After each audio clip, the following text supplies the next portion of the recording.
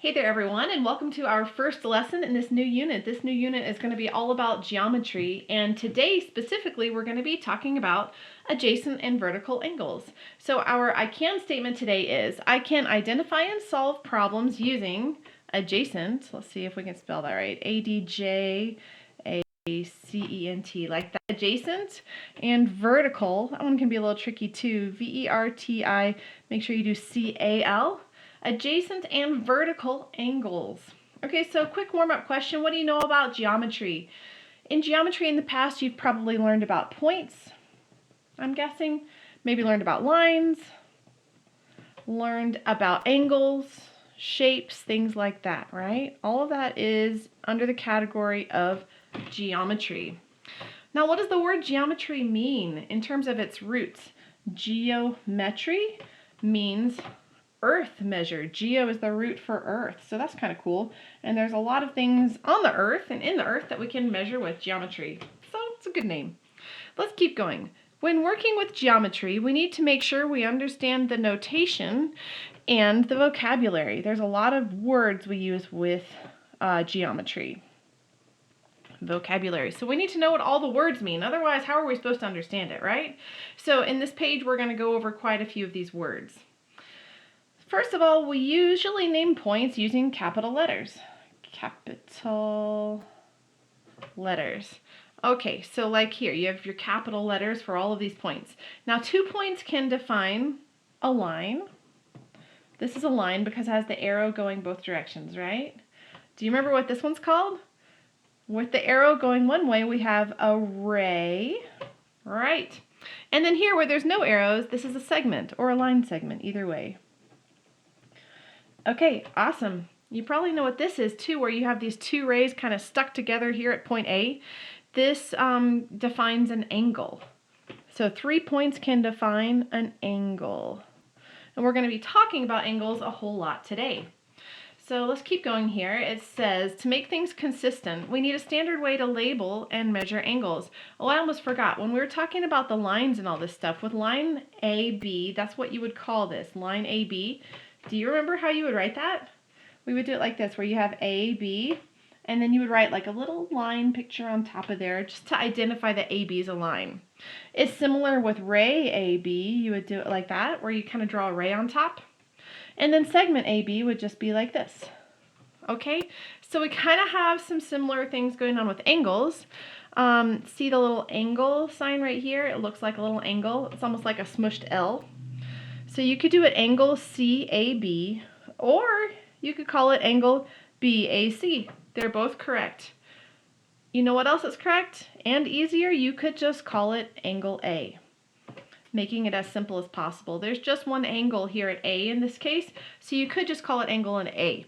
Now, if there's a lot of different angles coming out of point A, you might need to use all 3 points, but in this case, you don't have to. Now, the corner of an angle is called a vertex. So in this angle, point A is the vertex. It's where those 2 rays come together. Now let me ask you a question. Could you call this angle BCA? Well, I really haven't told you this yet, so if you say yes, that's understandable, but actually the answer is no. And the reason is that vertex, in this case A, has to be the middle letter because you're going to kind of go in order when you draw the angle. For example, let me just show you what BCA would be. If we did angle BCA, it would start at B, go to C, and come out of A.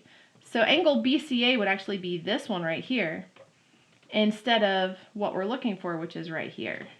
Okay, so no, you cannot call it angle BCA. Let's look over here. It says one of the most common ways to measure angles is using degrees. And that is the only way we are going to measure degrees in this math class.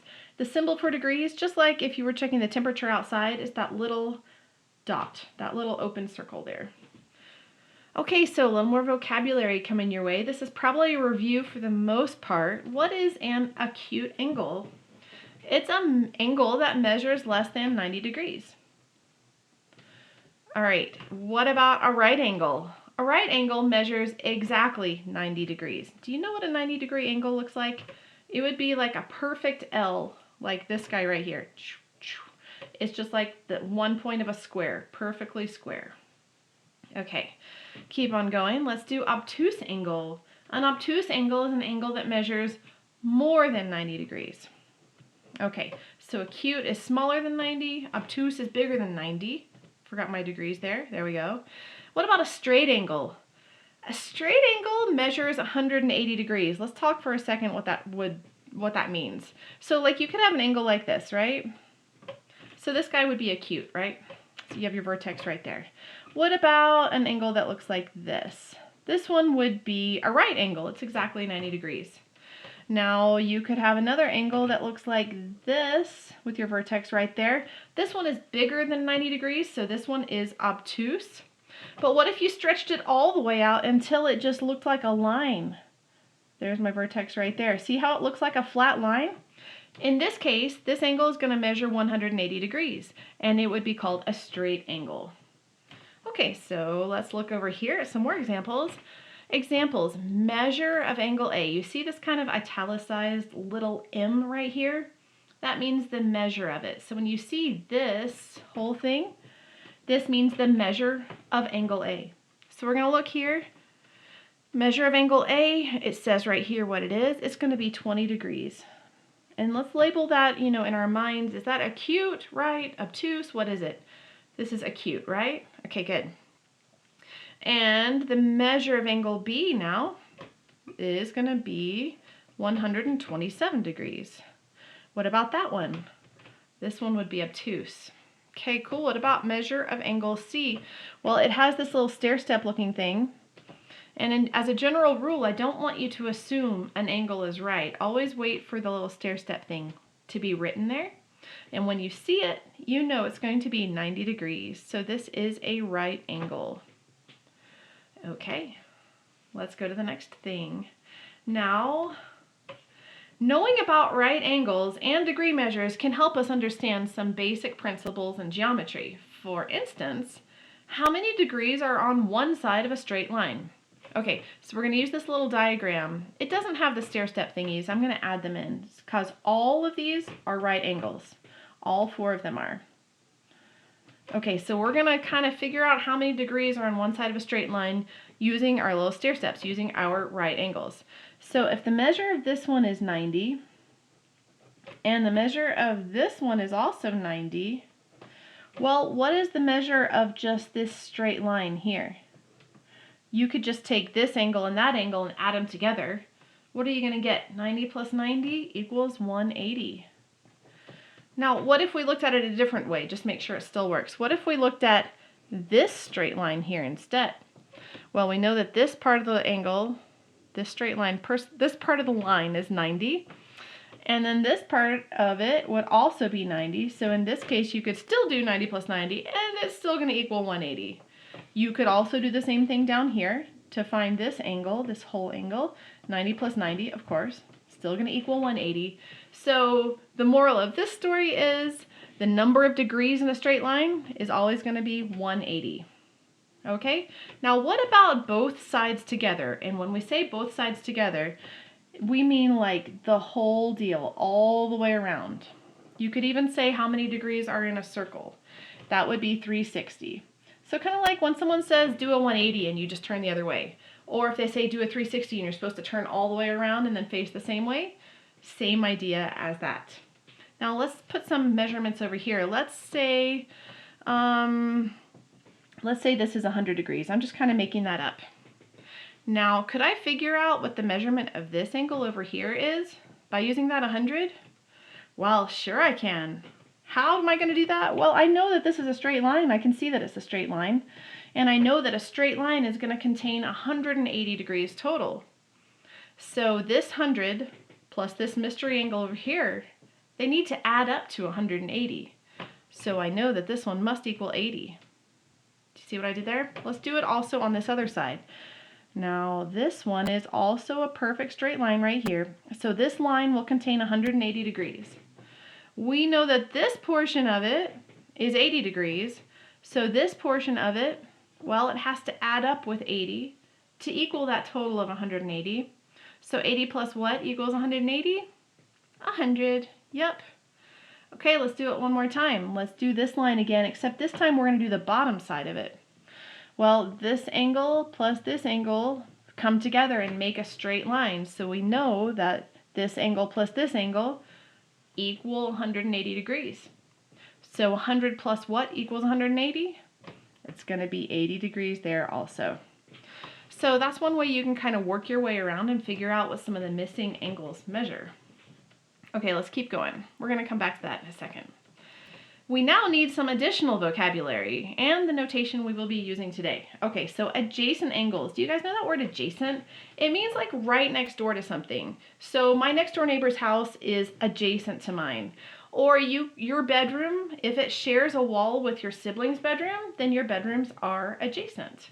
So angles that are right next to each other are what we call adjacent angles.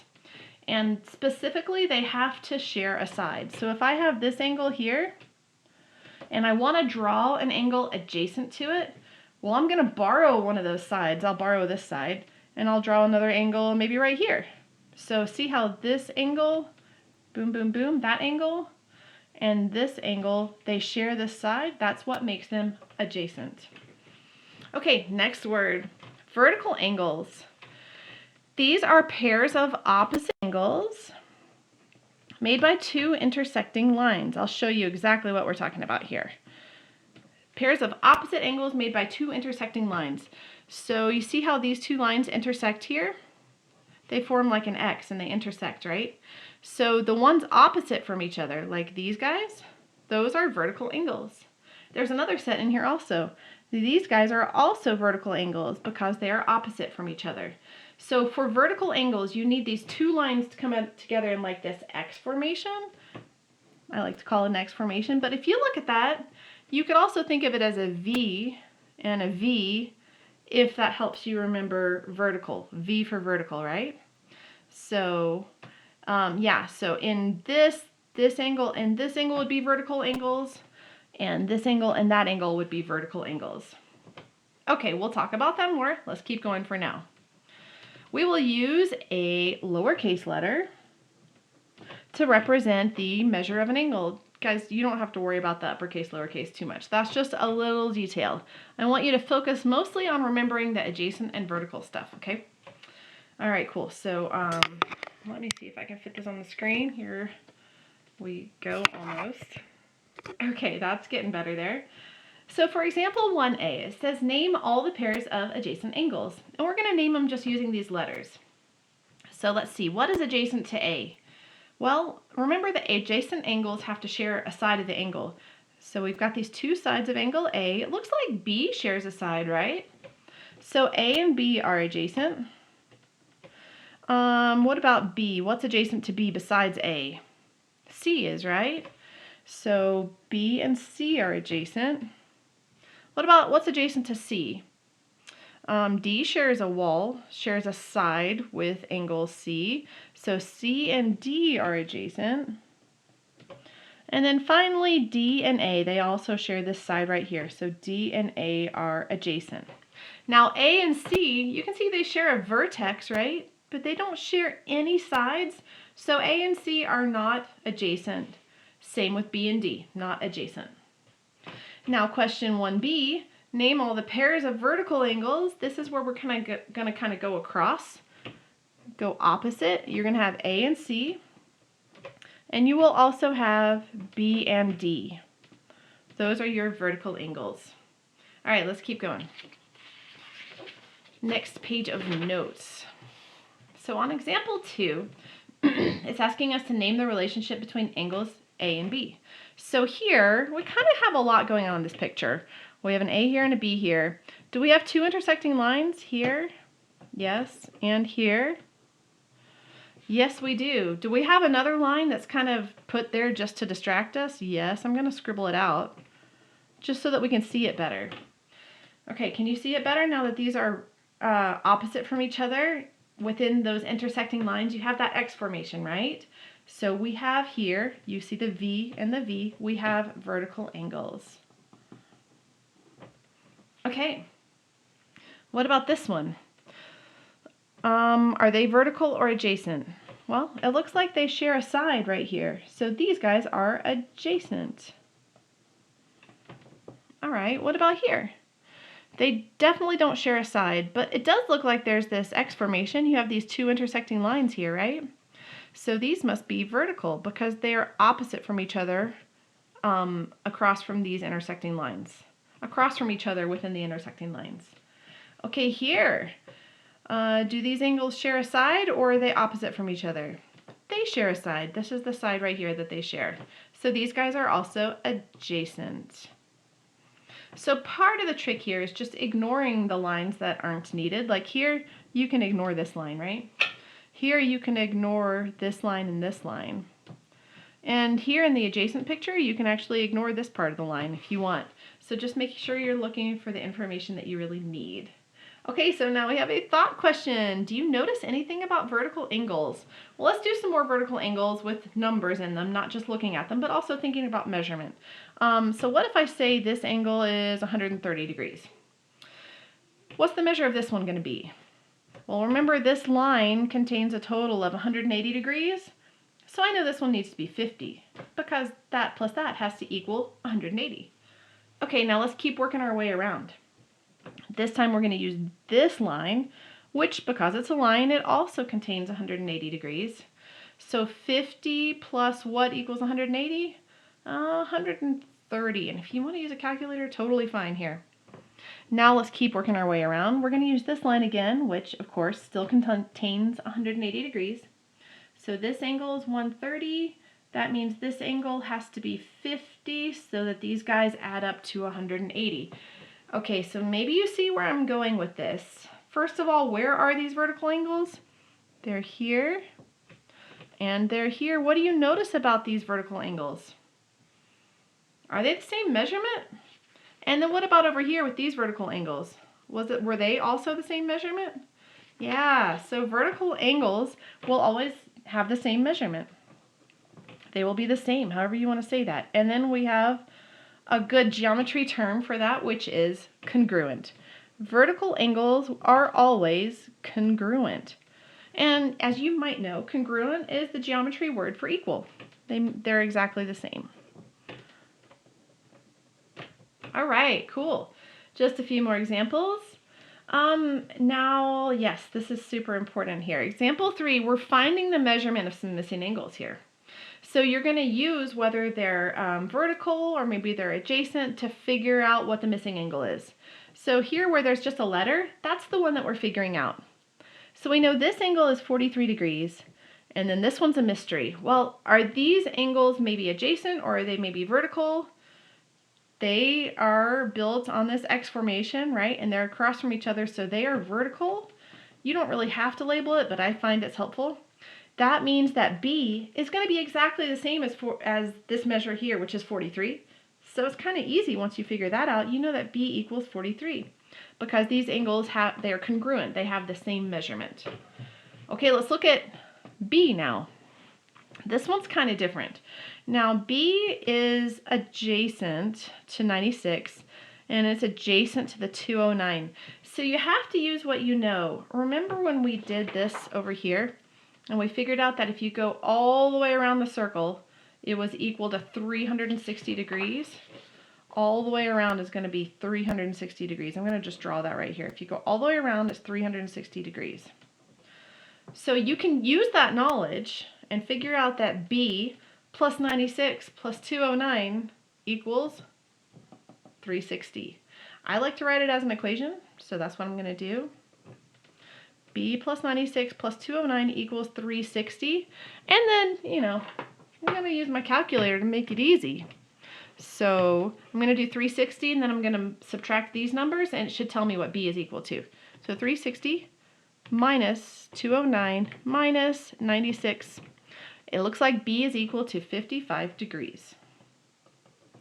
Okay, so you're going to see a lot of problems like that on your homework. Just knowing you're not using that knowledge you have, knowing that all of these angles in the circle add up to 360. Okay, let's look at another one. C. What do you think about C? Adjacent, vertical.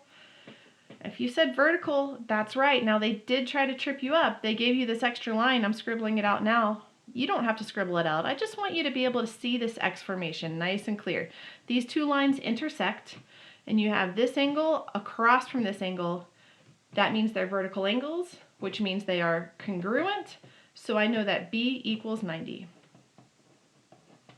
There we go.